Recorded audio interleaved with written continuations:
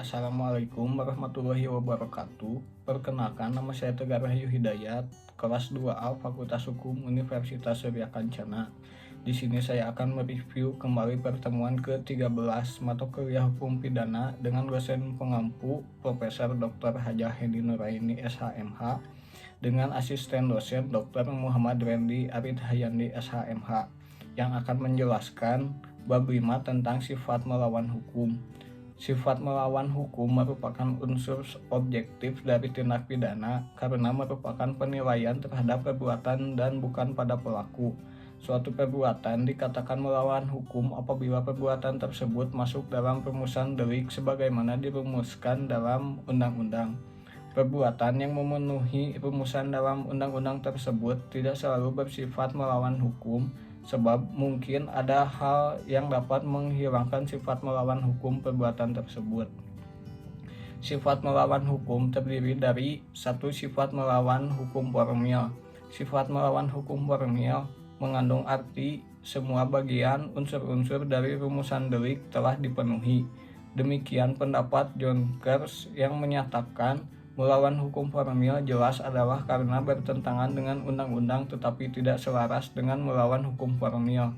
Juga melawan hukum material di antara pengertian sesungguhnya dari melawan hukum tidak hanya didasarkan pada hukum positif tertulis tetapi juga berdasarkan pada asas-asas umum hukum pula berakar pada norma-norma yang tidak tertulis sebagaimana yang diatur dengan pasal 1 ayat 1 KUHP.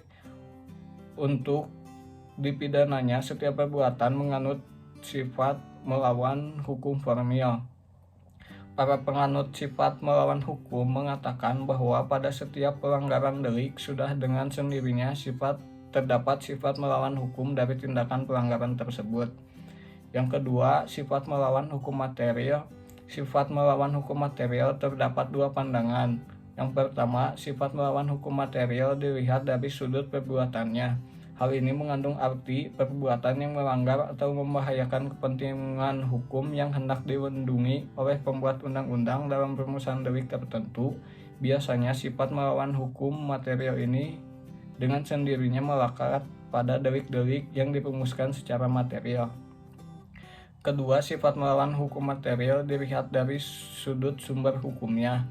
Hal ini mengandung makna bertentangan dengan hukum tidak tertulis atau hukum yang hidup dalam masyarakat, asas-asas kepatutan atau nilai-nilai keadilan dan kehidupan sosial dalam masyarakat. Dengan demikian, bahwa pandangan sifat melawan hukum formil mengatakan bahwa setiap pelanggaran delik sudah dengan sendirinya terdapat sifat melawan hukum dari pelanggaran tersebut. Berbeda dengan pandangan sifat melawan hukum material yang menyatakan bahwa melawan hukum merupakan unsur mutlak dalam perbuatan pidana serta melekat pada delik-delik yang dirumuskan secara material, sehingga membawa konsekuensi harus dibuktikan oleh penuntut umum. Kesimpulan, sifat melawan hukum dapat dihapus dengan adanya alasan pembenar. Menurut sifat melawan hukum formil, alasan pembenar dapat diambil berdasarkan hukum tertulis. Menurut sifat hukum material, alasan pembenar dapat diambil dari hukum tidak tertulis.